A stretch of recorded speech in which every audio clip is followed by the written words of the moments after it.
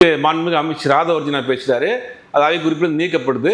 என்ன சொல்றாரு, நீங்க வந்து மறைமுகம் ஆதரவு கொடுக்க போறீங்கன்னு ஒரு செய்தி வருது எங்களுக்கு அப்படின்னு. நீங்க தகவல் உறுதிப்படுத்த தகவலை இல்லாத தகவலை நீங்க பேசக்கூடாதுன்னு சபாநாயகர் நீக்கிட்டார். ஆனா அதற்கு பதில் சொன்ன உதயநிதி ஸ்டாலின், எதிர்கட்சி தலைவர் உதயநிதி ஸ்டாலின் மறுக்கலை. எங்களுடைய தலைவர் முடிவெடுப்பாருங்கிறாரு. இதே டீலிமிட்டேஷன் பில்லை தான் நீங்க எதிர்த்தீங்க, கண்டிப்பாக எதிர்த்தீங்க. தமிழ்நாட்டுக்கு மட்டும் கிடையாது, தென் மாநிலத்துக்கு முழுவதுமான பாதிப்பு அப்படிங்கும்போது அவங்க தான் எதிர்க்கிறாங்க. அப்போ எதிர்க்கிறப்ப இன்னைக்கே அந்த வார்த்தை உங்களுக்கு வர மாட்டேங்குது. நீங்க வந்து செய்தியை பார்த்தீங்களா அப்படின்னு ஒரு கேட்குறாரு, நீங்க பேப்பர் படிச்சிங்களா அவர் கேட்குறாரு. அப்போ நம்ம என்ன கேட்குறோம், அரசியல் வந்து உங்களுக்கு தான் தெரியுமா, நீங்க மட்டும்தான் அரசியல் பண்ணணுமா, உங்களுக்கு தான் அரசியல் வலிமை இருக்குமா, இந்த ஆணவத்துக்கு தான் உங்களுக்கு தலையில் நறுக்குன்னு கொட்டி உட்கார வச்சிருக்காங்க. உங்களுக்குலாம் என்ன தெரியும் அரசியல் அப்படின்னு ஒரு மெத்தனம் திமுகவில் கடைக்கோடியிலிருந்து மேல்மட்டம் வரைக்கும் இருக்கு. எங்களுக்கு தான் அரசியல் தெரியும், நாங்கள் தான் அரசியல் பாரம்பரியம், உங்களுக்கு அரசியல் தெரியும். அந்த அந்த பேச்சை இன்னைக்கு சட்டமன்றத்தில் பேச்சார். ஒரு முதலமைச்சரை பார்த்து பேப்பர் படிக்கிறீங்களா, பேப்பர் வந்தா பதில் சொல்லுங்க எது சொல்லிட்டாரு, எந்திரிச்சு படிச்சுன்னு சொல்லிட்டாருன்னு வச்சுக்கோங்க, அது வேற விஷயம். நீங்கள் பேப்பர் படிச்சு பாருங்கன்றார். ஆனால் ஆனந்த் அவர்கள் பேசியிருக்கிறார், ரொம்ப தெளிவாக பேச. ஒருத்தரை நீங்கள் வந்து காட்டுங்க, ஆதாரபூர்வமாக காட்டுங்க, உடனே நடவடிக்கை எடுக்கிறோங்க. அப்போ நடவடிக்கையும் எடுக்கிறாங்க. புதுக்கோட்டையில் 2 நகர செயலாளர், ஆளும் கட்சி நகர செயலாளர் டாஸ்மார்க்கில் வந்து ஆர்டர் வாங்கி தரேன்னு சொல்லி பணம் வாங்கினதாக 25 லட்ச ரூபா பணம் வாங்கினதுக்காக கைது செய்யப்பட்டு சிறையில் இருக்கிறது. ஆளும் கட்சி நகர செயலாளர் இது வரைக்கும் தமிழ்நாட்டு அரசியல் நடந்ததே கிடையாது. ஒரு ஊராட்சி மன்ற தலைவர் சமீபத்தில் பார்த்தோம், சென்னை பக்கத்தில், அவர் சிறைச்சாலையில் இருக்கிறாரு. இன்னொருத்தர் காஞ்சிபுரம் பக்கத்தில் ஒரு கட்சி நிர்வாகி, அவர் வந்து ஏதோ ஒரு மணல் கான்ட்ராக்டர் போய் ஏதோ காசு கேட்டாருன்னு அவர் சிறையில் இருக்கிறார். ஆளும் கட்சி நிர்வாகிகள் தண்டிக்கப்பட்டு சிறையில் இருப்பது கடந்த 50 வருஷ அரசியல் தமிழ்நாட்டில் இப்போ தான். நான் சொல்கிறது நகர செயலர் ஈக்குவல் டு எம்எல்ஏ 2 பேர் உள்ளே இருக்கிறாங்க. இப்போ அப்போ எல்லா கட்சியிலையும் நல்லவர்களும் இருப்பார்கள், 4 கெட்டவர்களும் இருப்பார்கள். சம்பாதிக்கிறதுக்காக வேஷம் போட்டு வரத்தான் செய்வாங்க. அப்போ அப்படி வருகிற பட்சத்தில் பாரபட்சம் இல்லாமல் அரசு நடவடிக்கை எடுக்குது. அப்போ அதை வரவேற்கத்தான விஷயம்.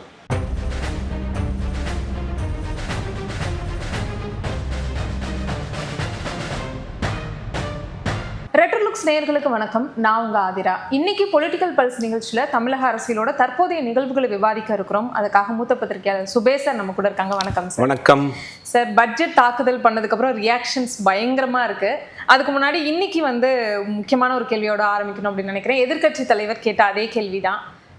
பெங்களூர் போகணும்னு முடிவெடுத்த முதலமைச்சருக்கு ஏன் அனைத்து கட்சி கூட்டத்தை கூட்ட முடியல? ஏன்னா ரொம்ப முக்கியமான இஷ்யூவாக போயிட்டுருக்கு. குறுவை சாகுபடி அப்படின்றது பண்ண முடியல, விவசாயிகள் எல்லாம் கஷ்டப்படுறாங்க. அப்படிங்கும்போது அதுக்கான ஒரு முன்னெடுப்பாக போகலாம் அப்படின்னு தான் எல்லா கட்சிகளும் விரும்புகிறாங்க. அதுக்கு வந்து தமிழக அரசுக்கு சப்போர்ட் பண்ண ரெடியாக இருக்காங்க. அப்படி இருக்கும்போது ஏன் தமிழக அரசு இதில் வந்து கான்சன்ட்ரேட் பண்ண மாட்டேங்கிறாங்க? இல்லை, அனைத்து கட்சி கூட்டம் அப்படிங்கிறது இப்போதைக்கு தேவையில்லைன்னு நினைக்கிறாங்க. இப்போ ஆல்ரெடி சட்டமன்றத்தை கூட்டி ஒரு தீர்மானத்தை நிறைவேற்றியிருக்காங்க. இந்த காவிரி நீர் சம்பந்தமான பிரச்சனைகளுக்கு எல்லா கட்சிகளுடைய நிலைப்பாடும் ஒன்று தான். இப்போ தமிழ்நாட்டில் இருக்க அனைத்து கட்சியை கூட்டினீங்கன்னா பாஜகவை தவிர பாஜக நிலைப்பாடு தான் வரும்னு நினைக்கிறேன். அவங்களுடைய நிலைப்பாடு என்ன, எல்லாருக்கும் தமிழ்நாட்டுக்கு காவிரி நீர் வரணும். அப்போ எதுக்கு அனைத்து கட்சி கூட்டம்? அவங்க என்ன சொல்றாங்கன்னா எல்லாரும் சேர்ந்து போய் நாங்க எல்லாம் சப்போர்ட்டடா இருக்கோம் அப்படின்றத காட்டணும். இப்போ திமுக சார்பில் உச்சநீதிமன்றத்தில் வழக்கு போட்டிருக்காங்க, தமிழக அரசு சார்பில் உச்சநீதிமன்றத்தில் வழக்கு போட்டிருக்காங்க. இது இல்லாமல் இவரே முதலமைச்சர் சொல்லியிருக்காரு, என்னுடைய இதை நான் பார்க்கல, ப்ரொசீஸ் பார்க்கல, நான் போய் நான் பேசணும்னு ஒரு முயற்சி எடுத்தேன், அந்த சூழ்நிலை சரியில்லை, வரலன்ட்டார். அப்போ நட்பு ரீதியான ஒரு ட்ரைவ் பண்ணுறாங்க, சட்ட ரீதியான ஒரு முயற்சியும் பண்ணுறாங்க. அனைத்து கட்சி ஆல்ரெடி சட்டமன்றத்தில் தீர்மானமாகவும் நிறைவேற்றி அதுக்கான தீர்மானம் நிறைவேற்றியாச்சு. அப்போ அனைத்து கட்சி கூட்டம் அப்படின்னு ஒன்று தனியாக நடத்த வேண்டாம்னு நினைக்கிறாங்க. ஆல்ரெடி எல்லா கட்சியும் சேர்ந்து தீர்மானம் கொடுத்தானே கண்ணன். சட்டமன்றத்தை விட பெரிய பவர்ஃபுல் இது இருக்குது. சட்டமன்றத்தில் அனைத்து கட்சிகள் தீர்மானம் போட்டாங்க. அப்போ இன்னொரு அனைத்து கட்சி கூட்டம்ங்கிறது தேவையில்லை. அதே நேரத்தில் நாளைக்கு வந்து தமிழக எம்பிகள் சம்பந்தமான அனைத்து கூட்டத்தை நடத்துறாரு முதலமைச்சர். அதுக்கு ஏன் அப்படின்னா அன்னைக்கு வந்து தாவேகாவுக்கு இன்னைக்கு எம்பிகள் கிடையாது. இன்னைக்கு நாளைக்கு டீலிமிட்டேஷன் பில் வரப்போறதப்ப தமிழ்நாட்டில் இருக்கக்கூடிய எம்பிகள் தான் அதுக்கு வாக்களிக்கணும்.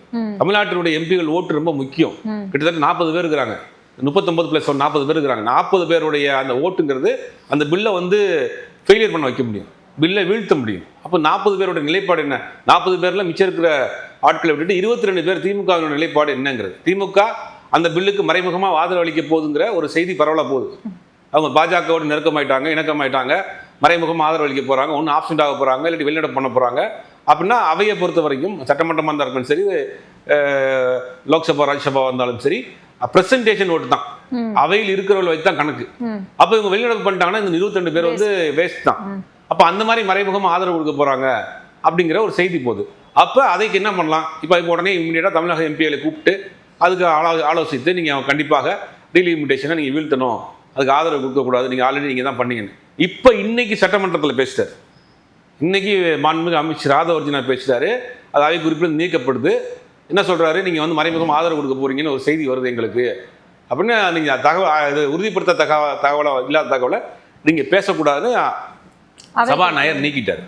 ஆனால் அதற்கு பதில் சொன்ன உதயநிதி ஸ்டாலின், எதிர்க்கட்சி தலைவர் உதயநிதி ஸ்டாலின் மறுக்கலை. எங்களுடைய தலைவர் முடிவெடுப்பாருங்கிறாரு. இதே டீலிமிட்டேஷன் பில்லை தான் நீங்கள் எதிர்த்தீங்க, கண்டிப்பாக எதிர்த்தீங்க. தமிழ்நாட்டுக்கு மட்டும் கிடையாது, தென் மாநிலத்துக்கு முழுவதுமான பாதிப்பு அப்படிங்கும் போது அவங்க தான் எதிர்க்கிறாங்க. அப்போ எதிர்க்கிறப்ப இன்னைக்கு அந்த வார்த்தை உங்களுக்கு வர மாட்டேங்குது. கண்டிப்பாக திமுக எதிர்க்குங்க. தமிழ்நாட்டின் நலன் பாதிக்கக்கூடிய எந்த விஷயத்தையும் திமுக ஆதரிக்காது, டீலிமிட்டேஷன் நாங்கள் ஆதரிக்க மாட்டோம் அப்படின்னு சொல்லலை. அவர் எங்கள் தலைவர் முடிவெடுப்பாருங்கிறாரு. அதுலேயே வந்து உங்களுக்கு ஒரு வைக்கிறாரு.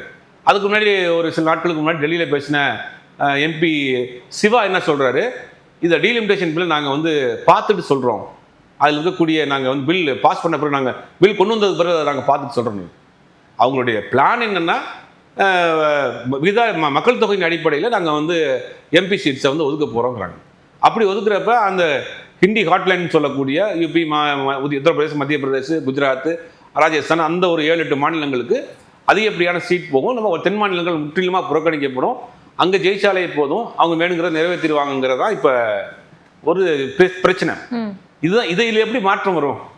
அப்போ அவங்க என்ன சொல்கிறாங்கன்னா, வரட்டும் பார்க்குறோம் அப்படின்னு சொல்கிறாங்கன்னா, அவங்க மறைமுகமாக ஏதோ ஒரு வேலையை தமிழ்நாட்டுக்கு மீண்டும் ஒரு பெரிய துரோகத்தை, தமிழ்நாட்டுக்கு மட்டும் கிடையாது தென் மாநிலத்திற்கு ஒரு பெரிய துரோகத்தை திமுக செய்ய போகுது அப்படிங்கிறது மட்டும் மறைமுகமாக அங்கங்கே செய்திகள் போயிட்டு இருக்கு. அதைத்தான் இன்னைக்கு நோட்டீஸ் பண்ணி அமைச்சர் பேசுகிறாரு. அதுக்கும் அவங்ககிட்ட வந்து எங்கள் தலைவர் முடிவு எடுப்பாருங்க. நாங்கள் ஆதரிக்க மாட்டோம்னு சொல்ல வேண்டியதுனா உங்க நிலைப்பாடு என்ன? அப்போ நாங்கள் தலைவர் முடிவு எடுப்பாருன்னா நீங்கள் ஏதோ ஒரு பிளானை போட்டிருக்கீங்க. ஒருவேளை மறைமுகமா அவங்க ஆதரவு தர மாதிரி இருந்தா அது மக்களுக்கு கண்டிப்பா தெரிஞ்சிரும்ல, இவங்க இது பண்ணிட்டாங்கன்னா அடுத்த வர எலெக்ஷன்ஸ்ல அது அவங்களுக்கு திமுகவுக்கு பாதிப்பா தானே இருக்கும். கண்டிப்பா யோசிப்பாங்கல்ல. அடுத்த தேர்தலுங்கிறது இன்னும் 3 வருஷம் இருக்கு. இன்னும் 3 வருஷத்துல அடுத்த பார்லிமெண்ட் எலெக்ஷன் வரப்போகுது. அடுத்து வரக்கூடியது பை எலெக்ஷன், உள்ளாட்சி தேர்தல். இன்னும் 3 வருஷத்துக்குள்ள வேற ஏதாவது பிரச்சனை வச்சு டைவர்ட் பண்ணிடலாம்.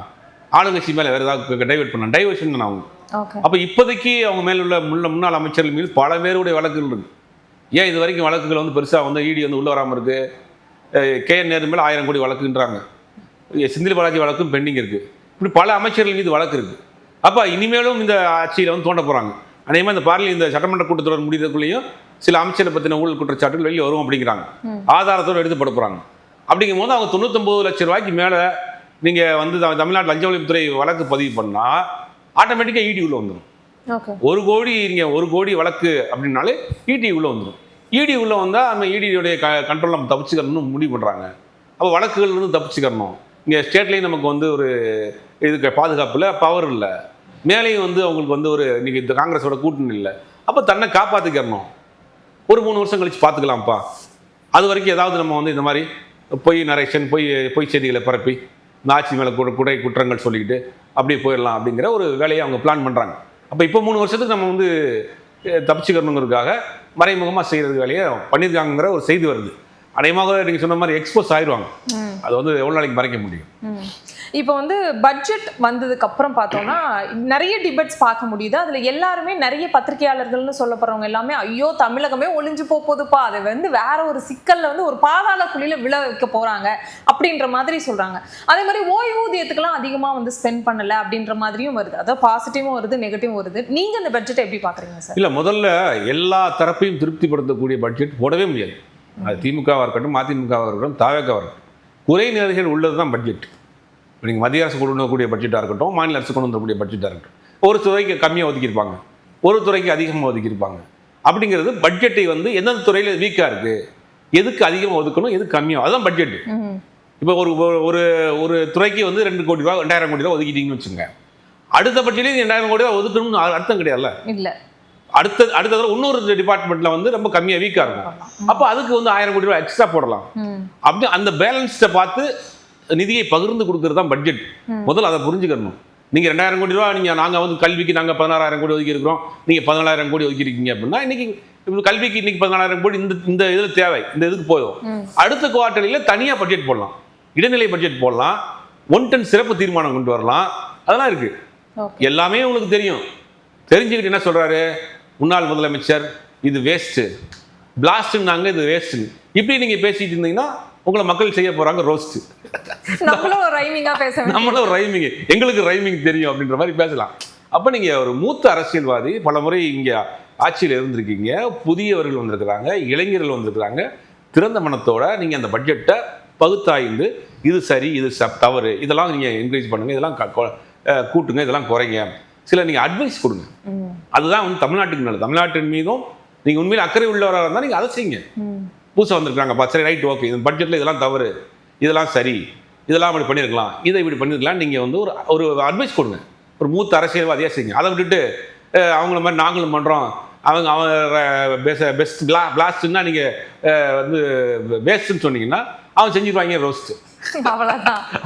அப்போ இவர்களுக்கு அதை ஏற்றுக்கிறவங்கள இன்னைக்கு சட்டமன்றத்தில் பேசுகிறாரு, நீங்கள் பேப்பர் படிக்கிறீங்களா அப்படின்னு குறுவை சாகுபடிக்கான இந்த சிறப்பு நிதி ஏன் ஒதுக்கலன்னு கேட்குறாரு. முதலமைச்சர் சொல்றாரு ஒதுக்கி இருக்கிறாங்க. இல்லை, அவங்க கேட்டது சிறப்பு நிதிக்கிறாரு. சிறப்பு நிதி தனியாக ஒதுக்குவாங்க, அது வேற விஷயம். இப்போ அது வந்து கணக்கெடுத்து தான் ஒதுக்க முடியும். பட்ஜெட் நிதி இந்த நிதியில ஒதுக்காட்டியும் கூட சிறப்பு நிதிங்கிறது 110 கீழே ஒதுக்குவாங்க. 110 ஒரு விதியை கொண்டு வந்து சிறப்பு நிதியாக சிறப்பு கவன தீர்மானம் கொண்டு வருவாங்க. இன்னைக்கு கூட அநேகமாக வந்து தஞ்சாவூர் விவசாயிகளை சந்திக்க அமைச்சர்கள் குழு போறாங்க.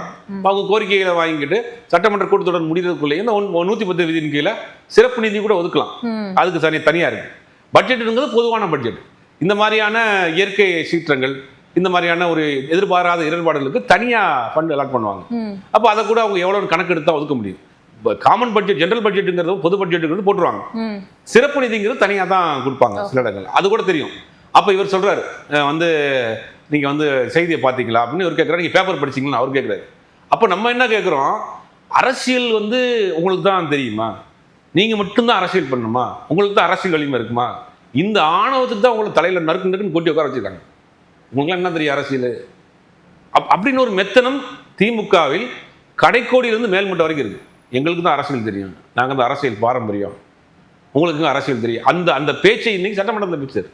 ஒரு முதலமைச்சரை பார்த்து பேப்பர் படிக்கிறீங்களா, பேப்பர் வந்து பதில் சொல்லுங்க எது சொல்லிட்டாரு, எந்திரிச்சு பழிச்சுன்னு சொல்லிட்டாருன்னு வச்சுக்கோங்க, அது வேற விஷயம். நீங்கள் பேப்பர் படிச்சு பாருங்கன்றாரு. அப்போ இது ஏன் சொல்றோம்னா, நீங்க ஆக்கப்பூர்வமான விவாதத்தை பண்ணுங்க, மக்களுக்கான சிறப்பு நிதியை கொடுங்க, அதுக்கு நீங்க என்ன திட்டம் வச்சிருக்கீங்கன்னு கேளுங்க எதிர்கட்சியா. அவங்க பதில் சொல்ல போறாங்க. அடுத்து நாங்கள் இன்னைக்கு குழு போயிருக்கிறோம், பார்த்துட்டு அதுக்கு தக்கன நாங்கள் ஃபண்ட் அலாட் பண்ண போறோம், என்ன நிதியை ஒதுக்க போறோம், இல்லாட்டி மத்திய அரசு கேட்டிருக்கிறோம் அப்படிங்கிற ஏதாவது ஒரு விளக்கத்தை அவங்க சொல்ல போறாங்க. அதுக்கு நீங்க பேப்பர் படிச்சீங்களா, உங்களுக்கு அரசியல் தெரியுமா, இந்த நக்கல் நையாண்டி பேசி தான் நீங்க அப்படி உட்கார வச்சிருக்காங்க. இன்னமும் வந்து எதிர்கட்சி தலைவர் கேட்டார்ல, நீங்க வந்து எங்க தலைவரை கேள்வி கேட்டீங்கல்ல முதலமைச்சர் அவர்களே, நீங்க வந்து என்ன மோடி அவர்களுக்கு, பிரதமர் அவர்களுக்கு வந்துட்டு லெட்டர் போட்டுட்டே இருக்கீங்க அப்படின்னு, நீங்களும் அதை தானே பண்றீங்க அப்படின்னு சொல்லி கேட்கிறாரு. அவரும் அதை தானே சார் பண்றாரு. இல்ல, லெட்டர் போடுறது அப்படிங்கிறது அது வந்து ஒரு ரெக்கார்டு, புரோட்டோகால். அது ரெக்கார்டு, அதை வந்து நீங்க அனுப்புறப்ப அதை வந்து ஆவணமா பதிவு செய்யப்படும். அதை தாண்டி எப்படி மூவ் பண்றணும்னு இருக்குல்ல. இன்னைக்கு தீர்மானத்தை போடுறாங்க, சட்ட ரீதியான நடவடிக்கை எடுக்கிறாங்க. இன்னைக்கு நிதி பங்கிருப்பு வந்து நீங்க நியாயமான முறையில் கொடுக்குன்றாங்க. இதுதான் சரியான வழிமுறை. இப்போ நமக்கு எம்பி கிடையாது, தாவேகாவுக்கு எம்பி கிடையாது, எம்பிகள் மத்தியில் அதுவும் ரெப்ரஸன்டேட்டிவ் கிடையாது. அப்போ நீங்க வந்து சட்டமன்ற தீர்மானத்தை நகல் அனுப்புவாங்க. இன்னைக்கு அனைத்து கட்சி கூட்டத்தை அனைத்து கட்சியினுடைய ஆதரவோட எங்களுக்கு வர வேண்டிய நிதியை நீங்க நியாயமா பிரிச்சு கொடுங்க. ₹1 26 காசு 23 காசு வருது. அதே நீங்க வட மாநிலங்களுக்கு பாத்தீங்கன்னா அதை வந்து 100 மடங்கு கொடுக்குறாங்க. அப்போ நம்ம என்ன கேட்குறோம், நீங்க என்ன சொல்றீங்க, அப்ப நாங்கள் வந்து அங்கே வந்து மக்கள் தொகை பெருக்கமாக இருக்கு, அதனால் அப்போ நாங்கள் வந்து டாக்ஸ் பே பண்ணுறதுல இந்தியாவில் 2வது மாநிலம் தமிழ்நாடு தான். அப்போ நீங்கள் குறைந்தபட்சம் அதில் ஒரு நியாயமான பங்களிப்பாக எங்களுக்கு கொடுங்க அப்படின்னு கேட்குறோம். இது சட்ட ரீதியான நடவடிக்கை. அப்போ இது ஏன் கூப்பிட்டீங்கன்னு சொல்ல முடியுமா? இப்படி இந்த வழிமுறைகள் இப்படி தான் செய்யணும். இப்போ நீங்கள் எங்களுக்கு தேவையான எங்களுக்கு நிதியை பகிர்ந்து கொடுங்க அப்படின்னு கேட்கறதுக்கு இன்றைக்கி சட்டமன்றத்தில் ஒரு தீர்மானமாக போட்டு வாக்கெடுப்பு நடத்தி அனைத்து கட்சிகளும் அதுக்கு ஆதரவு தெரிவித்து அதை அனுப்புவாங்க. ஃபினான்ஸ் மினிஸ்டருக்கு அனுப்புவாங்க, ஃபினான்ஸ் செக்ரட்டரிக்கு அனுப்புவாங்க. இந்த மாதிரி நாங்கள் தீர்மானம் போட்டிருக்கோம். அடுத்து நடக்கக்கூடிய நிதி ஆயோக் கூட்டத்துக்கு அழைப்பாங்க. அப்போ போகிறப்ப இதை கொண்டு போய் காட்டலாம். நாங்கள் பாருங்கள், தமிழ்நாட்டில் இருக்கக்கூடிய எல்லா அரசியல் கட்சிகளும் எங்களுடைய நிதியை வந்து நாங்கள் இன்க்ரீஸ் பண்ணி கேட்குறோம், எங்களுக்கு வர வேண்டிய ஃபண்டை இன்க்ரீஸ் பண்ணி கேட்குறோம், நீங்கள் கொடுங்கன்னு கேட்கணும். இதெல்லாம் ஒரு வழிமுறை. அதை தாண்டி எப்படி மத்திய அரசோட அப்ரோச் பண்ணணும்னு ஒரு விஷயம் இருக்குல்ல. நீங்கள் எதுக்கெடுத்தாலும் அவங்களோட ஒரு போட்டியை அவங்கள போட்டியாளராக காமிச்சிட்டு நம்ம இங்கே அரசியல் பண்ணக்கூடாது. சுமூகமாக போகிற விஷயத்தில் சுமூகமாக போகணும், எதிர்க்க வேண்டிய விஷயத்தை எதிர்க்கணும். அதாவது மொழி, மதம், சாதி, அப்புறம் வந்துட்டு உரிமைகள் சார்ந்த விஷயத்துக்கு சமரசம் கிடையாது. அது தெளிவாக சொல்லிட்டாங்க, இந்த மாதிரியான விஷயங்கள் சமரசம் கிடையாது.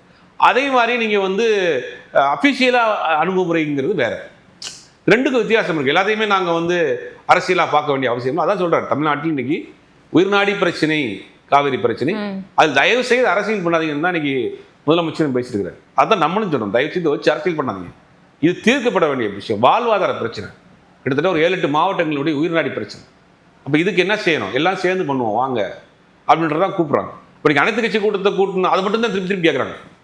இல்ல டெல்லி போகணுன்றாங்க, எல்லாரும் சேர்ந்து நம்ம பிரதமர்கிட்ட போவோம் அப்படின்றாங்களே. இல்லை அடுத்த அது தேவையான விஷயமா இருந்தால் செய்ய போகிறாங்க. அது நீங்கள் அடுத்த கட்டமாக இப்போ நீதிமன்றத்துக்கு போயிருக்கிறோம், அடுத்து நீங்கள் டெல்லி இது கர்நாடகா போக முடியல, தேவைப்பட்டால் முதலமைச்சர் தலைமையில் அனைத்து கட்சியும் சேர்ந்து கூட டெல்லியில் போய் பிரதமரை சந்திக்கிறதுக்கான வாய்ப்புகள்லாம் இருக்குது. அதெல்லாம் நடக்கட்டும். ஆனால் அதுக்கு உடனே செய்யணும் என்ன நினைக்கிறீங்க, ஒவ்வொரு ஸ்டெப் பை ஸ்டெப்பாக பண்ணுறாங்க.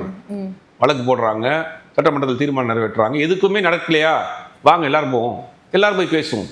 அது வந்து ஒரு தவறான விஷயம் கிடையாது. அப்போ ஒவ்வொரு வழிமுறையாக அவங்க ட்ரை பண்ணுறாங்க. இதில் தீர்ந்துராதா, அதில் தீர்ந்துராதா. இப்போ 50-60-100 வருஷத்துக்கு முன்னாடி உள்ள பிரச்சனை நான் போய் பேசி பார்க்குறேன் அப்படின்னு ஒரு முயற்சி பண்ணுறாரு, வேறு ஆங்கிளில் ட்ரை பண்ணலாமேன்னு. எல்லாத்தையுமே தவறாக பார்க்க வேண்டிய அவசியம் இல்லை. நீங்கள் அனைத்து கட்சி கூட்டத்தை கூட்டாதது மட்டுமே ஒரு பெரிய குறையாக பேசிட்டு இருக்காங்க. அதுக்கு முன்னாடி இவங்க எடுத்த நடவடிக்கையை யாரும் பேச மாட்டேங்கிறாங்க. சட்டமன்றத்தில் தீர்மானம் போட்டிருக்காங்க, நீதிமன்றத்தில் வழக்கு போட்டிருக்கிறாங்க, கர்நாடகா முதலமைச்சரோட பேசுறதுக்கு ட்ரை பண்ணுறாங்க. இதெல்லாம் ஒரு முன்னெடுப்பு தானே. அப்போ இதெல்லாம் விட்டுட்டு நீங்கள் அனைத்து கட்சி கூட்டத்தில் எல்லாருக்கும் ஒரே நிலைப்பாடு தானேன்ற.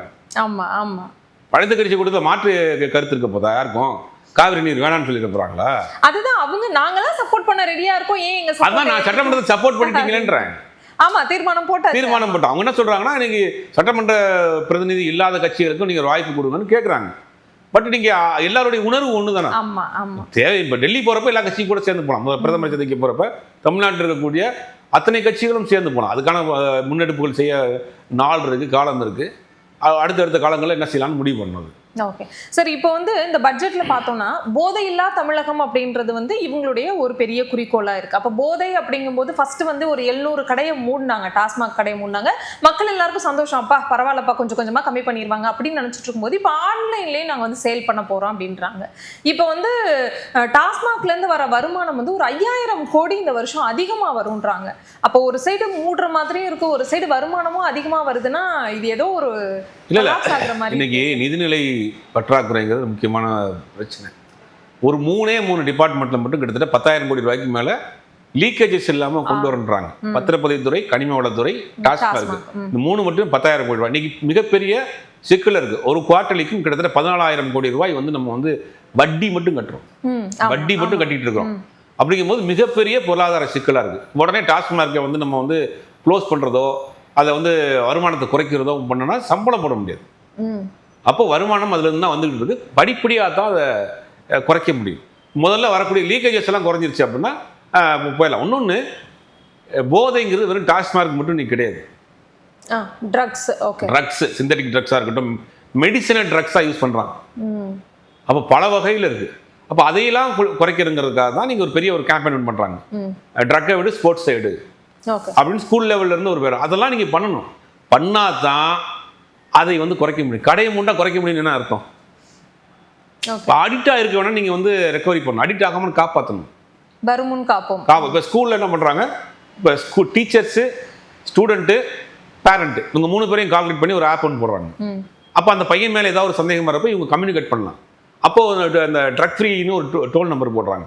இது ஸ்கூல்லேருந்து பண்ணணும் அப்படிங்கிற நம்மளை போகிறவர்கள் தொடர்ந்து சொல்லிட்டு இருக்கோம், பண்ண போகிறாங்க. இப்போ இதெல்லாம் வந்து ஒரு முன்னெடுப்பு. இதெல்லாம் பண்ணிட்டு தான் நீங்கள் ஒட்டுமொத்தமாக குறைக்க முடியும். அப்போ நீங்கள் டாஸ்மார்க் விற்பனையை வந்து நீங்கள் அதிகப்படுத்துறீங்க அப்படின்னா வருமானம் என்ன செய்யறது? வருமானம் இல்லை. இப்போ மைன்ஸில் இருந்தோ, பத்திரப்பதிவில் இருந்தோ, சிஎம்டியில் இருந்தோ வருமானம் இன்க்ரீஸ் ஆகிறப்ப இதை குறைப்பாங்க. அப்போ ரெண்டாவது ஆன்லைனில் அப்படிங்கிறது, ஆன்லைனில் புக் பண்ணி சரக்கு வாங்குறது இல்லை, ஒரு ஆப் மாதிரி ஒன்று கொடுத்துருக்குறாங்க. நீங்கள் அந்த அன்னைக்கு இந்த டாஸ்மார்க்கெட்டில் என்ன பிராண்ட் இருக்கோ அதை நீங்கள் கிளிக் பண்ணிவிட்டு அதை காமிச்சு நீங்கள் வாங்கிக்கலாம். இதில் இந்த மாதிரி பண்ணுறப்ப என்ன நடக்கும்னா லீக்கேஜஸ் இருக்காது. ஓகே, ஆன்லைன்ல பேமெண்ட் பண்ணி டைரக்டா போய் வாங்கணும், டைரக்டா போய் வாங்கிக்கலாம். ஆன்லைன்ல பே பண்ணிட்டு அந்த பிராண்டை கிளிக் பண்ணிட்டு அந்த QR கோடை காமிச்சு அங்கே வாங்கிக்கலாம். கியூவில் நின்று வாங்குறது, ரெண்டாவது வந்து லீக்கேஜஸ், இதெல்லாம் வந்து தடுக்கும். இதுக்காக கொண்டு வந்திருக்காங்க. அதே மாதிரி ஸ்ட்ரிக்டாக வந்து இந்த வழிபாட்டு தலங்கள், பள்ளிக்கூடங்கள் இருக்கிற பகுதிகளில் கடையை மூடுறதுக்கான வேலைகள்லாம் மேக்ஸிமம் பண்ணிட்டாங்க. ஒரு சில கடைகள் ஒன்றும் இருக்குது, நான் வரப்போ கூட பார்த்தா ஒரு கடையில் இருக்குது. அதெல்லாம் என்னென்னு விசாரிக்கிறப்ப என்ன சொல்கிறாங்கன்னா அதெல்லாம் கேஸ் இருக்குன்றாங்க. பில்டிங் ஓனர் கேஸ் போட்டிருப்பாரு, இல்லை அங்கே இருக்கிறவங்க யாராவது கேஸ் போட்டிருப்பாங்க. இது ஒரு வழக்கெலாம் இருக்குது. இதெல்லாம் வந்து இப்போ அந்த கடையை மாற்றணும், இந்த கேஸை இது பண்ண பிறகு தான் மாற்ற முடியும். இன்னொரு கடையை நம்ம அந்த இடத்துல வந்து அது பக்கத்தில் வேறு ஏதாவது இடத்துல கொண்டு போய் மாற்றணும். இந்த நடைமுறை சிக்கல் இருக்குல்ல, அதெல்லாம் வந்து சில கடைகளில் இருக்கு. அதெல்லாம் பண்ணக்கூடிய வேலையை செஞ்சுக்கிட்டு தான் இருக்காங்க. ஓகே, இந்த பட்ஜெட்ல வந்து மிகப்பெரிய எல்லாராலையும் வந்து கார்னரா சொல்லப்படுற விஷயம் என்ன அப்படின்னா பேர் மாற்றம் தான். எல்லாத்துலேயும் வெற்றி வெற்றி வெற்றின்னு வந்திருக்கு அப்படின்னு சொல்லி ஃபர்ஸ்ட் அம்மா மடிக்கணினி அப்படின்னு வந்துச்சு, அதுக்கப்புறம் கலைஞர் பேர்ல வந்தது, இப்போ வந்து வெற்றி அப்படின்ற அவங்களுடைய கட்சி பேர்ல வந்திருக்கு அப்படின்னு சொல்லிட்டு இது அவசியம் நீங்க நினைக்கிறீங்களா சார்? அம்மா உணவகம், அம்மா உப்பு, அம்மா தண்ணி அப்படின்னு அம்மான்னு அந்த பேர் வச்சிருந்தாங்க. அதுக்கு பிறகு கலைஞருடைய கலைஞர் காப்பீடு திட்டம் கலைஞர் பேர்லேயே வச்சுருந்தாங்க. பேர் மாற்றம் அப்படிங்கிறது ஒரு கட்சிக்கும் ஒரு ஒரு ஸ்டாண்ட். நம்ம கொடுக்குற ஸ்கீம் வந்து நம்ம தான் செய்யணுங்கிறத அவங்க வந்து நினைக்கிறாங்க. அது தவறும் கிடையாது.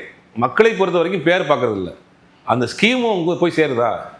அதை என்ன சொல்கிறாங்கன்னா ஸ்டிக்கர் ஓட்டுறாங்க, இன்னைக்கு கூட பேசியிருக்கிற சட்டமன்றத்தில். அது தவறும் கிடையாதுன்னு நினைக்கிறேன். என்னன்னா ஒரு இப்போ காமராஜர் ஆரம்பித்தது தான் மதிய உணவு திட்டம். ஆனால் அதுக்கு பிறகு எவ்வளோ டெவலப் ஆகி வந்திருக்கு. காமராஜர் ஆரம்பிச்சாருன்னு அண்ணா நிப்பாட்டினாரா, எம்ஜிஆர் நிப்பாட்டினாரா? இல்ல, அதை டெவலப் பண்ணாங்க. அப்ப நல்ல ஸ்கீம்ஸ் இருந்ததுன்னா அதை வந்து நிப்பாட்டாம அவங்க டெவலப் பண்ணி கொண்டு போறாங்கன்னா முதல்ல அதை வரவேற்கணும்ல. நாங்க வந்து அவங்க வந்து பண்ணிட்டாங்கன்றதுக்காக தூக்கி போடலையே. அம்மா உணவகம் கொண்டு வந்திருக்காங்க. அம்மா உணவகம் வந்து போன ஆட்சி காலத்தில் அந்த அம்மா கொண்டு வந்த காலம். அம்மா உணவகம் வந்த பிறகுதான் உண்மையை சொல்ல போனா ஒரு குறிப்பா வந்து இளைஞர்கள் வெளியிலிருந்து வேலை வந்து தேடி படிக்கக்கூடியவர்கள், வேலை வாய்ப்பு தேடிக்கிட்டு இருக்கவங்களுக்கான பசியை போக்குன ஒரு திட்டம், மிகப்பெரிய ஒரு திட்டம். பல மாநிலங்கள் வந்து இங்கே பார்த்துட்டு போய் ஆரம்பித்தாங்க. அந்த திட்டம் திருப்பி திமுக ஆட்சி காலம் வந்த பிறகு சரியாக பராமரிப்பு இல்லாமல் இருந்துச்சு. இப்போ தாவேக ஆட்சி வந்ததுக்கு சிறப்பாக ஃபண்ட் அலாட் பண்ணி, ஸ்பெஷல் ஃபண்ட் அலாட் பண்ணி அதை வந்து டெவலப் பண்ணுறாங்க. அப்போ இதெல்லாம் வந்து வரவேற்கிறது. இதெல்லாம் நீங்கள் ஏன் செஞ்சீங்கன்னு கேட்க முடியுமா?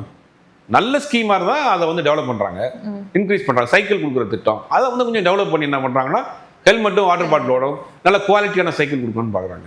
இப்போ அந்த மாதிரி இருக்கப்போ என்ன பண்ணாங்கன்னா மதிய உணவில் வந்து பார்த்தீங்கன்னா வெரைட்டி ரைஸ் போட்டாங்க. அப்புறம் இன்னொரு ஆட்சி வந்த பிறகு அதில் முட்டை போட்டாங்க. இதெல்லாம் வந்து வெல்ஃபேர் ஸ்கீம். அப்போ அதை வந்து எப்படி நிப்பாட்டுவீங்க? அப்போ நல்ல ஸ்கீமாக இருந்தால் தொடரட்டும் அப்படிங்கிறது தான் பண்ணுறாங்க. அது ஒவ்வொரு கட்சிக்கும் ஒரு பார்ட்டிக்கும் ஒரு ஸ்டாண்ட் இருக்கும். அப்போ இவங்க வந்து அவங்க ஸ்டாண்டை வெற்றிங்கிறது கட்சி பேர் கூட, கட்சி பேரில் முதல் வார்த்தையாக இருந்தால் கூட ஒரு நல்ல கேட்சியான வார்த்தையாக இருக்கட்டும்னு வச்சுருக்கிறாங்க. இதில் தவறு கிடையாது. மக்களுடைய வரிப்பணத்தில் கிட்டத்தட்ட 80 கோடி ரூபாய்க்கு மேலே ஒரு பேனா வைக்க போனீங்களே, அப்போ என்ன பண்ண முடியும்? ஒரே ஒரு பேனாவுக்கு அப்புறம் அதுக்கு பெரிய பிரச்சனைலாம் ஆச்சு நம்ம பார்த்தோம். இப்போ இன்னைக்கு பல தலைவர்களுடைய நினைவு சின்னங்கள் அவங்க கட்சியுடைய சிம்பிளை போட்டாங்களே, அதெல்லாம் நம்ம சொல்ல முடியாதுல்ல. இப்போ அப்போ ஒவ்வொரு கட்சிக்கும் ஒரு ஸ்டாண்டு. அதை தாண்டி அந்த திட்டம் சரியாக மக்களுக்கு போய் சேருதா, அதை விட பெட்டராக போய் சேருதா, அதை தான் பார்க்கணும். மக்களும் அதானே பார்ப்பாங்க. பேரை மாற்றினா என்ன, ஊரை மாற்றினா என்ன, எங்களுக்கு வரக்கூடிய ஸ்கீம் கரெக்டாக இருக்கா, அதை வந்து பார்க்கலாம். இது வந்து எதிர்கட்சியில் வைக்கக்கூடிய ஒரு எடுபடாத ஒரு விமர்சனம் தான் நான் பார்க்குறேன். தேவையில்லை மக்கள்கிட்ட. இப்போ நீங்கள் ஒரு சைக்கிள் கொடுக்குறீங்க, அது என்ன திட்டத்தை பேரை மாற்றிருக்கீங்கன்னு யாராவது கேட்க போகிறாங்களா? நமக்கு நல்ல சைக்கிள் கிடைச்சிருக்கு, அதோட ஹெல்மெட் கிடைக்குது, வாட்டர் பாட்டிலோட கொடுக்குறாங்க, சைக்கிள் நல்ல குவாலிட்டியாக இருக்குது, தேங்க்ஸ்ன்னு போயிடுவாங்க வாங்கிட்டு, அவ்வளோதான். இதை வந்து ஏன் பேரை மாற்றிட்டீங்க, நான் சைக்கிள் வாங்க மாட்டேன் யாராவது சொல்ல போகிறாங்களா? அது தேவையில்லை. எதிர்கட்சியில் ஒரு விமர்சனம், எதையாவது விமர்சனம் வைக்கிறதுங்கிறதுக்காக வைக்கிறாங்க. இது மக்களுக்கு பெருசாக எடுபடாது. சார், அடுத்தது அண்ணன் சீட் திட்டம் அப்படின்னு சொல்லி ஒன்று கொடுக்க போகிறாங்க. அதில் வந்து 818 கோடி ஒதுக்கியிருக்காங்க அப்படின்ற மாதிரி வருது. பட் ஒரு வருடத்துக்குன்னு எடுத்துட்டோம்னா கல்யாண மாணவர்களுக்கு கொடுக்கக்கூடிய இந்த அமௌண்ட் அப்படின்றது ரொம்ப கம்மியாக இருக்குது. ஏன்னா நிறைய செலவாகும். 2000 கோடி 3000 கோடி இருந்தால் தான் இந்த திட்டத்தை அமல்படுத்த முடியும் அப்படின்றது மாதிரி சொல்கிறாங்க. இப்போ எப்படி தாய்மாமன் சீருக்கு வந்து கவர்மெண்ட் ஹாஸ்பிட்டலில் பிறந்தால் மட்டும்தான் உங்களுக்கு அந்த தங்க மோதிரம்னு சொன்னாங்க. அந்த மாதிரி இதில் ஏதாவது ரெஸ்ட்ரிக்ஷன்ஸ் கொடுக்க வாய்ப்பு இருக்கா? இல்லை இது வந்து ஒரு எப்படி வந்து 1000 ரூபாய் கொடுக்குறேன் அப்படின்னு ஸ்டாலின் அவர்கள் சொல்லி ஒரு 2 வருஷத்துக்கு அப்புறம் கொடுத்தாரு, அது ஒரு பெரிய இம்பாக்ட் கொடுத்துச்சு. இன்னமும் வந்து எல்லா தாய்மார்களுக்கும் அது கொடுக்கல, எல்லா பெண்களுக்கும் வரல, சில பேருக்கு வந்ததுனால தான் ஓட்டே இவங்களுக்கு கம்மியாயிடுச்சு, அந்த மாதிரிலாம் சொல்றாங்க. அப்படி இருக்கும்போது இதுவும் தாவேக்காக்கு ஒரு பின்னடைவை உருவாக்குமா? எனக்கு தெரிஞ்சு தாவேக்கா அரசாங்கம் இப்போதைக்கு இந்த திட்டங்கள்லாம் தள்ளி போடுறது நல்லது. நம்ம வாக்குறுதி கொடுத்துட்டோம் அப்படிங்கிறதுக்காக வந்து ஓவர்லோடத்துக்கு தள்ளி வச்சுக்கிட்டாரு. இப்போ நீங்கள் நிதி நிலைமை சரி பண்ணணும், குறைந்தபட்சம் 2 வருஷம் ஆகும். லீக்கேஜஸ் இல்லாமல் உள்ளே கொண்டு வரணும். அதாவது கசிவு இல்லாத பணம் நேர கஜானாவுக்கு வரணும், செலவினங்களை குறைக்கணும். இதெல்லாம் பண்ணிட்டு தான் ஓரளவுக்கு பொருளாதாரத்தை சரி பண்ணிட்டு கொடுக்கணும். எனக்கு தெரிஞ்சு ஒரு கொடுத்தாலுமே சிக்கல், பாதி பேருக்கு தான் கொடுத்துருக்காங்க, பாதி பேருக்கு கொடுக்கல அப்படின்னு ஒரு விமர்சனம் வரும். அதை நீங்க பகிரங்கமாவே இந்த ஒயிட் பேப்பர்ல கொடுத்துட்டாங்க, நிதி நிலைமை இதுதான் அப்படிங்கிறது. அப்போ நீங்க அதவே காரணம் சொல்லி ஒரு வருஷம் டைம் கேட்கலாம், 2 வருஷம் டைம் கேட்கலாம், மக்கள் ஏத்துக்கிறதுக்கு தயாரா இருக்கிறாங்க. அப்போ நீங்க அதை இப்போதைக்கு செய்யறதுங்கிறது வந்து பெரிய ரிஸ்க். ஆனா இவங்க செய்ய மாட்டாங்கன்னு நான் நினைக்கிறேன். கொஞ்சம் காலம் எடுத்துக்கிட்டு இந்த பொருளாதார ரீதியான சிக்கலை தீர்த்துக்கிட்டு காவிரி மாதிரியான முக்கியமான விஷயம், டீலிமிட்டேஷன் மாதிரியான முக்கியமான விஷயம் ரொம்ப உரிமை சார்ந்த விஷயம் அது. இப்போ இதுல கவனம் செலுத்தணும். நமக்கு நம்மளுடைய உரிமையே பறிபோகக்கூடிய விஷயம். டீலிமிட்டேஷன்ல நம்மளுடைய தேவையே இல்லாமல் போயிடும் மத்தியில். இப்போ அதுல கான்சென்ட்ரேட் பண்ணணும், காவிரி விஷயத்துல கான்சென்ட்ரேட் பண்ணணும். ரெண்டாவது, இதெல்லாம் வந்து நிறைய பொருளாதார சிக்கல் இருக்கிற நேரத்தில் 2000 கோடி 3000 கோடி ரூபா அனன்சீர் இந்த மாதிரியான திட்டங்களை வந்து கொஞ்சம் தள்ளி வைக்கலாம். அது வந்து பிரச்சனையே கிடையாது. இன்னைக்கு நம்ம பேச வேண்டிய விஷயம், சரி செய்ய வேண்டிய விஷயம் நிறைய இருக்கு. அதையில கவனம் செலுத்தணும். அவசரப்பட்டு செஞ்சோம்னா பெரிய சிக்கல் எல்லாம் மேலும் மேலும் ஒரு இதைத்தான் கொண்டு விட்டுருவீங்க. சரி, இப்போ சாட்டை போன்றவர்கள் எல்லாமே வந்து இந்த பட்ஜெட் பற்றி எப்படி இருந்துச்சு அப்படின்னு சொல்லி விமர்சனம் பண்ணும்போது அதில் வந்து அவங்களுடைய மேனரிசத்தை, முதலமைச்சர்களுடைய மேனரிசத்தை விமர்சனம் பண்ணுறதா இருக்கட்டும், இல்லை வந்து ஒரு நக்கல் துணியில் அவர் பேசுகிற மாதிரியே பேசுகிறதா இருக்கட்டும், இதெல்லாம் எப்படி பார்க்குறீங்க? இது ஏதோ ஒரு விதத்தில் அவங்களை தூண்டுற மாதிரி இல்லையா, இல்லை மக்கள்கிட்ட ஒரு வெறுப்புணர்வை உண்டாக்குற மாதிரி இல்லையா? அதாவது இதை வந்து அப்போ அவர் ரொம்ப ரசிக்கிறாருன்னு அர்த்தம். ஓகே, ரொம்ப ரசிக்கிறாரு. அவருடைய சின்ன சின்ன அசைவுகளை கூட உள்வாங்கினா தான் ஒருத்தர் பண்ண முடியும். அப்ப அவர் கொஞ்ச நாள் தாவேக வரப்போறாரு கேட்டாலும் தெரியல, வாய்ப்பு இருக்குங்கிற மாதிரி தான் தோணுது. இல்லை, ஒருத்தருடைய அது ஒரு வளர்றப்ப ஒரு விமர்சனம் வரத்தான் செய்யும். எம்ஜிஆருக்கு அப்புறம் எம்ஜிஆர் மாதிரியே பேசி காமிச்சாங்க. அவர் குண்டடிப்பட்ட பிறகு அதே மாதிரி திமுக பேச்சாளர்லாம் எம்ஜிஆர் மாதிரியே பேசி நக்கல் பண்ணி காமிச்சாங்க, நையாண்டி பண்ணி காமிச்சாங்க. அந்த அம்மா இருக்கிறப்ப தீப்புரியார் மாதிரியான திமுக பேச்சாளர்கள் பண்ணி காமிச்சாங்க. அப்போ ஒரு ஐகானிக்காக இன்னைக்கு தமிழ்நாடு முழுவதும் இன்னைக்கு இருக்கிறார். அவரை சுற்றியே அரசியல் போகுது அப்படின்னா அவரை பற்றின விமர்சனங்கள் வரும். அதை நீங்கள் அவரை பார்த்து இமிட்டேட் பண்ணுற மாதிரி பண்ணுறப்ப அது வந்து மக்கள் வந்து பெருசாக நினைக்க மாட்டாங்க. அப்போ அவர் தான் இன்னைக்கு சென்டர் ஆஃப் பொலிட்டிக்கல் பாயிண்டாக இருக்கிறாரு. அப்போ அதை நீங்கள் பேசிட்டு போங்க, உங்கள் வாய் நீங்கள் பேசிக்கிங்க, அவ்வளோதான். இதெல்லாம் வந்து ஒரு பிரயோஜனமும் கிடையாது சார். ஆனால் பிரபல பத்திரிகைகளில் பார்க்கும்போது தாவேகாவை சேர்ந்த அமைச்சர்களுடைய குடும்ப உறுப்பினர்களும், இல்லை வந்து அடுத்து 2ஆம் கட்ட 3ஆம் கட்ட தலைவர்களாக இருக்கிறவங்களும் எங்கெங்கயோ லஞ்சம் வாங்குறாங்க, அவங்களை சுற்றி இருக்கிறவங்க வாங்குறாங்க அப்படின்ற செய்திகளையும் பார்க்க முடியுது. இது நடக்குது அப்படின்னு சொல்லிட்டு இதுக்கு கண்டிப்பாக தாவேகா சைட்லேருந்து இன்னைக்கு சட்டமன்றத்தில் அமைச்சர் அண்ணன் ஆனந்த் அவர்கள் பேசியிருக்கிறாரு. ரொம்ப தெளிவாக பேச, ஒருத்தரை நீங்கள் வந்து காட்டுங்க, ஆதாரபூர்வமாக காட்டுங்க, உடனே நடவடிக்கை எடுக்கிறோங்க. அப்போ நடவடிக்கையும் எடுக்கிறாங்க. புதுக்கோட்டையில் 2 நகர செயலாளர், ஆளுங்கட்சி நகர செயலாளர், டாஸ்மார்க்கில் வந்து ஆர்டர் வாங்கி தரேன்னு சொல்லி பணம் வாங்கினதாக 25 லட்ச ரூபா பணம் வாங்கினதுக்காக கைது செய்யப்பட்டு சிறையில் இருக்கிறது. ஆளுங்கட்சி நகர செயலாளர் இது வரைக்கும் தமிழ்நாட்டு அரசியல் நடந்ததே கிடையாது. ஒரு ஊராட்சி மன்ற தலைவர் சமீபத்தில் பார்த்தோம், சென்னை பக்கத்தில், அவர் சிறைச்சாலையில் இருக்கிறாரு. இன்னொருத்தர் காஞ்சிபுரம் பக்கத்தில் ஒரு கட்சி நிர்வாகி, அவர் வந்து ஏதோ ஒரு மணல் அற்ற கான்ட்ராக்டர் போய் ஏதோ காசு கேட்டார்னு அவர் சிறையில் இருக்கிறார். ஆளும் கட்சி நிர்வாகிகள் தண்டிக்கப்பட்டு சிறையில் இருப்பது கடந்த 50 வருஷ அரசியல் தமிழ்நாட்டில் இப்போ தான். நான் சொல்கிறது நகர செயலர் ஈக்குவல் டு எம்எல்ஏ 2 பேர் உள்ளே இருக்கிறாங்க. இப்போ அப்போ எல்லா கட்சியிலையும் நல்லவர்களும் இருப்பார்கள், 4 கெட்டவர்களும் இருப்பார்கள். சம்பாதிக்கிறதுக்காக வேஷம் போட்டு வரத்தான் செய்வாங்க. அப்போ அப்படி வருகிற பட்சத்தில் பாரபட்சம் இல்லாமல் அரசு நடவடிக்கை எடுக்குது. அப்போ அதை வரவேற்கத்தான விஷயம். ஒரு கட்சிங்கிறது பெரிய ஆள். ஒரு கட்சி ஒருத்தர் சேர வர்றாருன்னா அவர் வந்து நீங்கள் வந்து அவருடைய இதெல்லாம் வந்து நம்ம பார்த்துட்டு சேர்க்க முடியாது. உள்ளே வந்துட்டு அவர் என்ன நோக்கத்தில் வந்திருக்காருன்னு யாருக்கு தெரியும்? அப்போ வந்துட்டு நீங்கள் இந்த கட்சியில் சேர்றது ரொம்ப ஈஸி. நீங்கள் ஆன்லைனில் பதிவு பண்ணி கட்சியில் டிவிகே மெம்பர் ஆயிடலாம். டிவிகே மெம்பர்னு சொல்லிட்டு அவர் ஏதாவது தவறு செஞ்சாருன்னா அதுக்கு என்ன செய்திகள் எப்படி போடுவாங்க? டிவிகே நிர்வாகின்னு போடுவாங்க. அவர் வந்து தலைமை கூட தெரியாது அவர் யாருன்னு. ஒரு ஆன்லைனில் ஆப் இருக்குது, அதில் போய் நீங்கள் ரிஜிஸ்டர் பண்ணிங்கன்னா நீங்கள் கட்சி நிர்வாகி ஆயிடுறீங்க, மெம்பர் ஆயிடுறீங்க. அவர் ஒரு ஒரு ஒரு தப்பு செய்கிறார் அப்படின்னா தாவேகா நிர்வாகின்னு சொல்ல முடியுமா? அப்போ எல்லா கட்சியிலையுமே அது பொருந்தும். ஒரு கட்சியில் இருக்கக்கூடிய நிர்வாகியாக இருக்கிறார் தனிப்பட்ட முறையில் ஒரு தவறு செஞ்சாருன்னா கட்சி என்ன நடவடிக்கை எடுக்கும்? தெரிகிற பட்சத்தில் கட்சி நடவடிக்கை எடுக்கும், அவரை கைது செய்வாங்க. அந்த மாதிரி கட்சியின் பேரில் வந்தக்கூடிய ஒரு சில பேர் செய்கிற தவறுகள் வருது, அதை கண்டிக்கிறாங்க, உடனே கட்சியில் நீக்கிறாங்க, அவருக்கு உரிய தண்டனை வாங்கி கொடுக்குறாங்க. இப்போ அதெல்லாம் பாராட்ட வேண்டிய விஷயம். போன முந்திருக்க ஆட்சி காலத்துலலாம் பார்த்துருக்கோமே, அந்த குற்றவாளிகளை எப்படி காப்பாற்றுறதுக்கு அவங்க பாடுபட்டாங்க அப்படின்னு. போன ஆட்சி காலத்தில் துப்பாக்கி சூட்டாக நான் டிவியில் பார்த்து தெரிஞ்சுக்கிட்டேன்னாரு. அதுக்கு பிறகு வந்து பொறுப்பேற்றுக்கிறாம இருந்தாங்க. அதுக்கு பிறகு எத்தனையோ குற்றவாளிகளை காப்பாற்றுறதுக்கு முயற்சி பண்ணாங்க. அது மாதிரிலாம் இல்லையே. தவறு வருகிற பட்சத்தில் அவங்க கடுமையான பாரபட்சம் இல்லாமல் நடவடிக்கை எடுக்கிறாங்க. அப்போ அங்கே ஒன்று இங்கே ஒன்று நடக்கத்தான் செய்யும். அது தலைமைக்கு தெரிகிற பட்சத்தில் நடவடிக்கை எடுக்கிறாங்க. இன்னைக்கு கூட தான் ஆனந்த் அவர்கள் சொல்லியிருக்காரு, அமைச்சர் ஆனந்த் அவர் சொல்லியிருக்காரு. ஓகே, இப்போ வந்து அடுத்த ஒரு ஆகஸ்ட் 12 வரைக்குமே இந்த சட்டசபை தொடர் அப்படின்றது நடக்கும் அப்படின்னு சொல்லியிருக்காங்க. இந்த பட்ஜெட் விவாதங்களும் நடக்கும் அப்படின்னு சொல்லியிருக்காங்க. இதுல வந்து எதிர்கட்சியிலேருந்து வர்ற எல்லா விமர்சனங்களையும் இல்ல அவங்க கேட்குற எல்லா கேள்விகளையும் தாவேகா அப்படின்றதுக்கு வந்து ஆன்சர் பண்றதுக்கு ரெடியா இருப்பாங்க அப்படின்னு நீங்க நினைக்கிறீங்களா சார்? கண்டிப்பா இந்த பட்ஜெட்ல ரீவொர்க் பண்றதுக்கு வாய்ப்பு இருக்கு. அருமையா இன்னைக்கெல்லாம் வந்து அண்ணன் புஷி ஆனந்த் அவர்களுடைய பேச்சு வந்து ஹைலைட்டாக இருந்தது. உடனே ஸ்பாட்லேயே இருந்துச்சு கவுண்டர் கொடுக்குறாரு. அவர் எத்தனையோ கேள்வி கிண்டல் எல்லாம் பண்ணிட்டு இருந்தாங்க. அவர் ரொம்ப சிறப்பாக சொல்கிறார், ஆதாரத்தோடு சொல்கிறார். அதே மாதிரி முன்னாள் மூத்த நிர்வாகியாக இருக்கக்கூடிய செங்கோட்டையனாக இருக்கட்டும், மாதவர்ஜனாக இருக்கட்டும், சிடி நிர்மல்குமாராக இருக்கட்டும், அவங்களுடைய அனுபவத்துக்கு சளைக்காமல் இவங்களும் பதில் சொல்கிறாங்க. அவங்களாம் பலம் நின்று கொட்டப்பட்ட அரசியல்வாதிகள், கட்சி நிர்வாகிகள், பல முறை இந்த மன்றத்துக்குள்ளே வந்தவங்க. ஆனால் புதுசாக வந்தவங்க அவங்கள வந்து சலிக்காமல் பேசுகிறாங்க. நான் ரொம்ப நோட்டீஸ் பண்ண விஷயம், அந்த பக்கம் இருக்கிறது பூராமே 60+. ஆமா ஆமா, இந்த பக்கம் உட்கார்ந்துருக்கிறவங்க 40+. இதுதான் வந்து அரசியலுடைய ஒரு புதிய வேகம், ஒரு புதிய ரத்தம், ஒரு புதிய மாற்றம். அப்ப இதுவே ஒரு மாற்றம் இல்ல. பாத்தீங்கன்னா அங்க இருக்கவங்க பூராமே வந்து ஒரு 50 வயதுக்குள்ள இருக்கிறவங்க தான் இருக்காங்க. ரொம்ப ஒரு ரேரா தான் ஒரு சில பேர். அப்ப புதியவர்கள், இளைஞர்கள். ஆனா நீங்க பலம் நின்று கொட்ட போட்ட ஆட்கள்.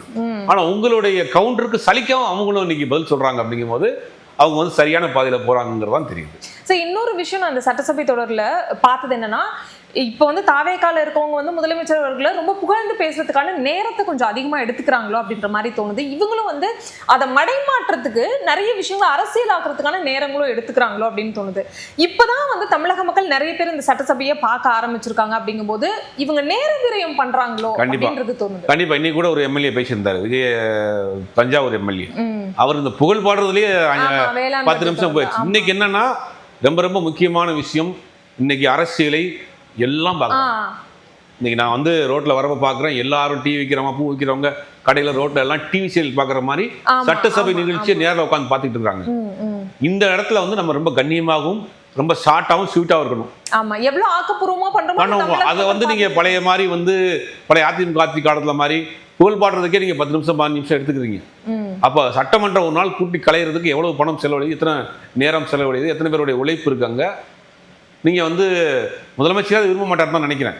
அதெல்லாம் வரக்கூடிய காலங்களில் பண்ணணும். இன்னொரு சிறப்பான விஷயம், சபாநாயகர் மிக மிக சிறப்பான ஒரு சபாநாயகர். அவருடைய அனுபவம் அங்கே தெரியுது. எதிர்கட்சிகளையும் ரொம்ப அழகாக ஹேண்டில் பண்றாரு, அவங்களுடைய சாட்டிஸ்ஃபேக்ஷனை ஹேண்டில் பண்றாரு. ஆளும் கட்சிகளை வந்து தட்டி கொடுக்குற இடத்துல தட்டி கொடுக்குறாரு, தட்ட வேண்டிய இடத்துல தட்டுறாரு, நீங்க பேசாதீங்கன்ற. ஆனா அவருக்கு அந்த ஒரு கரெக்டான ஒரு சாய்ஸா நான் சபாநாயகரை பார்க்க பேலன்ஸ்டா போறாரு. ரொம்ப நேர்மையா அவருடைய அனுபவம் அங்கே தெரியுது. சபாநாயகருடைய செயல்பாடு ரொம்ப நேர்மையாக நியாயமாக நடந்துக்கிறாரு. சில பேர் முதலமைச்சரை குசிப்படுத்துகிறோம், முதலமைச்சரை புகழ் பாடுறோம், அவர் கேட்கவும் மாட்டார். அதெல்லாம் தேவையில்லாம நடுவில் சொல்லி தராங்கன்னு தெரியல. இல்லை, அவங்களா ஒரு பெர்ஃபார்ம் பண்ணுறதான். எப்படியாவது நம்ம இந்த அட்ராக்ட் பண்ணிடணும், அடுத்த அமைச்சரவை மாற்றத்தில் நம்ம வந்துடணும்யா, 2 பிட்டை போடுவோம் எக்ஸ்ட்ரா, அது போடுறது தான். சில பேர் யார்ட்டையும் எழுதி வாங்கிட்டு வந்திருப்பாங்க, அது வேற விஷயம். வாங்கிட்டு வந்து போடுறது. அது மக்கள் வந்து இன்னைக்கு வந்து அரசியல் டிவி சீரியல் 12 மணிக்கு பார்த்துக்கிட்டு இருந்தவங்க இன்னைக்கு சட்டசபை கூட்டத்தை பார்த்துக்கிட்டு பாக்குறாங்க.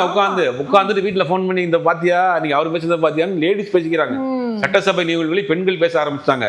அப்படி இன்னைக்கு வந்து ரொம்ப உன்னிப்பாக இன்னைக்கு அரசியலை பாக்குறாங்க. அப்போ நேர விரயத்தை, இந்த புகழ் பாடுற விஷயத்தெல்லாம் தவிர்க்கிறது நல்லது.